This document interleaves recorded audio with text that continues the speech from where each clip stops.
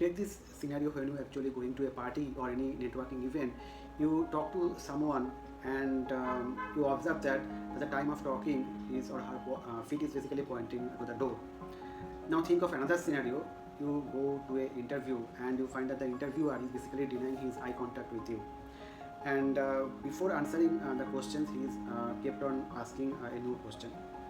Think of another scenario when you go to a meeting and you find that sometimes whatever you speak, your manager is nodding his head, and sometimes his manager is basically moving away his head and looking at the other colleagues. Another scenario could be while passing by, you found some speaker is basically doing some speech with some profound voice, but at the same time he is sitting in a cross-legs position. He's changing his legs quite frequently and also tapping his fingers. Now all these are non-verbal communications, but these are basically telling the mind of those people who are doing this kind of non-verbal communications. So human nature is basically to constrain these non-verbal communications, but there is some leakage for some short time or short interval of time, and so in order to get some understanding on it, if you have a knowledge of this kind of things, so that can help a lot. So the thing is that you can be very skillful or you can acquire skill through your professions, but if you get these non-verbal communications or body language things and you can understand all these things, then it is a very good prospective way to get success. I am Subhasish Chakraborti. I am a hardcore technologist and a speaker, and I love to create content. I will talk about different example scenarios after a while, but now I will discuss about different ways of non-verbal communications and how they are apprehended. Say for example, eye is an important medium by which we do lot of non-verbal communications, but if there is a lot of eye contact and there is glancing of eyes again and again to a particular person or staring somebody's eyes, that gives some kind of impression that you are not giving a due respect to the person and you are a bit aggressive in nature. On the other hand, if there is very low eye contact during any conversation between two people or in a group, that signifies that you are basically kind of shy person in nature. That is important to know. Even if you are not shy and you are not doing eye contact, that can mean either you are a shy person or you are not paying attention to the person's talk. And taking away the eye contact or lowering eyes towards the floor means that you are submissive in nature to the talk or conversation with whom you are having. And also sometimes what happens that we totally close our eyes. That is more kind of a facial expressions, and by that we mean that we are shutting off from the conversation. And when we smile, that means that we are happy with that, and we take frown kind of impression, that means that we are dejected or we are very much depressed about that.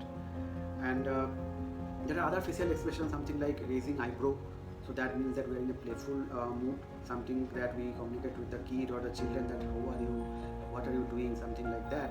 So those kind of give some impression that you are in a playful mood, you are in a jovial mood to that particular person.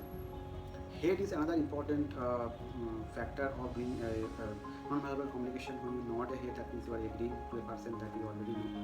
And if you find that you are copying a particular person's head movement, something like this and this, that means you are agreeing to that person, whatever you are he is saying. On the other hand, if you find someone when you are talking, he is little bit bending his head towards the rear side of the body, that means that he is getting a bit of aggressiveness and he can respond in that way itself. Now sometimes we inflate our chest to show that we get some pride out of something. We tuck our stomach inside to show that we are fit, but keep in mind that these are also sometimes sarcastically used. So these are all kind of movement. And also there are another part which is the hand portion of the body, by which we do a lot of communications out that. Something like when we close our hand like this, that becomes kind of defensive nature, that you are not encouraging the person whatever he is telling, or regarding the topic you are little bit of defensive in nature. You can do this one or you can do this one. These are all kind of signifies that you are closing your body part. And when you are opening your body part, something like that, that means you show openness to the persons whoever you are talking about. It can be like this, or it can be just putting your hand towards both of the side of the body, something like that. Another important factor that is called the proximity, that plays a lot of role in the non-verbal way of communications. Proximity means that any proximity between 0 to 1.5 feet of distance, we tell this as a very intimate proximity. Something like we mingle with a child, and we mingle with our family, and sometimes our best friend. This is a position that we touch each other, and we communicate each other in this position itself. Next is basically distance called 1.5 to 4 feet. That is basically kind of very friendly positions where we do kind of handshake with the person, and also tell the person that you are very fond of that kind of interactions, and you have a warm relation with that person itself. And a distance from 4 to 10 is being treated as a social distance of talking. So you can talk in a group kind of things while you are mingled with the other persons. And 10 feet and above is kind of talked about as a public communications, where you are actually giving a lecture to a group of people like this. From proximity, we can directly think of posture. Your posture is very important when you are actually communicating with someone. So posture is basically nothing but you are folding your leg, something like that, or you are tapping your finger, or doing anything with your body parts. So that is also plays an important role. Body contact is another point where we do a lot of non-verbal communications. Think of an example where there is a ailing father or mother at the hospital, and his or her son has visited him in the hospital and just touches his hand, something like that.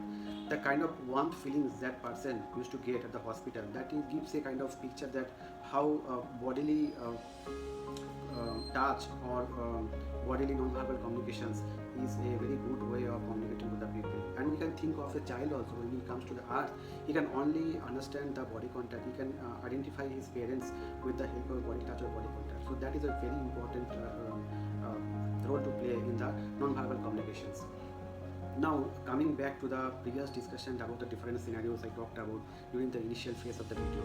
Now, starting with the party and the party look kind of things, the human nature is that whatever the way he wants to go, he should face his feet positions in that way itself. So for example, you are talking with somebody, but actually your feet is pointing towards the door. That means that in the mind or in the subconscious mind, you want to come out of the conversation and go outside of the room itself. So if this kind of conversation you are having with some person, and you can observe this kind of things, then you should stop the conversation there itself. And if we also think about the interviewer, when interviewer is basically denying eye contact with somebody, that means that interviewer is basically not giving a friendly vibe to the person, and that means that it's basically from your point of view, you need to be very much relaxed, and you need to be very much confident about yourself, and you need to keep on continuing giving answer to the different type of questions. Now, thinking about a group meeting with your managers or the leads, if you get that nod, that means that your manager or the group lead is basically agreeing with whatever you are saying, and he wants you to continue talking or continue giving your speech. And if you see that on the other hand, the leader is basically taking away his eye from you and looking at the other people in the room or your colleagues, that means that he wants the other people also contribute in their communications, and you can stop there and wait for the other people to raise their opinion in that particular portion of the things. Now, another thing is that when a profound speaker is speaking somebody in a very profound voice, so he may be voiced in a very good way, but at the same time he is crossing his legs and he is changing his leg positions very frequently and is tapping his fingers. So that can lead, it may be not 100% correct, that whatever he is saying is not correct. And generally the body position, verbal communications never tells the truth. So you need to be very aware of what you are hearing from a particular person when you see this kind of body behavior or this kind of non-verbal communications. So all in all, is basically we need to be very vigilant, we need to be very observant about all these kind of non-verbal communications, and pay attention to it and react to it. Basically this gives a kind of hint to you that something is coming to your end, and before that, if you give a little bit of attention to prepare yourself for that, so you can react in a proper way. So that gives a very good interpersonal communication skill to you.